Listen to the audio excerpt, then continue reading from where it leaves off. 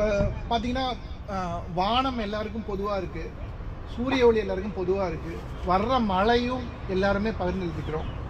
ஆனால் நிலம் மட்டும் பார்த்தீங்கன்னா என்னோட நிலம் உன்னோட நிலம்னு பேசுகிறோம்.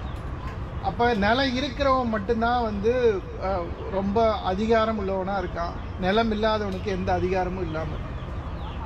ஸோ நிலமும் எப்படி வானம் சூரியன் இதெல்லாம் பொதுவான ஒரு விஷயமா இருக்கோ அந்த மாதிரி நிலமும் மனிதர்களுக்கு பொதுவான ஒரு விஷயமா இருக்கும். ஏன்னா இயற்கையிலேருந்து கிடைச்ச ஒரு விஷயமா இருக்கணும், எல்லாருக்கும் கிடைக்கணும் அப்படிங்கிற ஒரு விஷயத்தில் இவர் வந்து நில பகிர்ந்தளிப்பு அப்படிங்கிற ஒரு விஷயத்த அரசுக்கிட்ட சொல்லி நிறைய மக்களுக்கு நில உரிமை கிடைக்கிறதுக்காக தொடர்ந்து போராடி இருக்காரு. அவர் ஒரு கட்டத்தில் வந்து சுப்ரீம் கோர்ட் வந்து இந்த பாண்டட் லேபர்ஸ் நிறைய பேர் போய் கொத்தடிமைகளாக மாட்டிக்குவாங்க, அவங்கள வந்து ரெஸ்கியூ பண்ணுறதுக்கான கமிஷனராக இவர் அப்பாயின்ட் பண்ணியிருந்தாங்க. அந்த டைமில் நிறைய பேரை ரெஸ்கியூ பண்ணும் போது அவங்கக்கிட்ட பேசும்போது அவங்க சொன்ன விஷயம் என்ன அப்படின்னா, அவங்களுக்கு நிலம் இல்லாதனால தான் இந்த மாதிரியான ஒரு இடத்துக்கு வந்துடுறாங்க.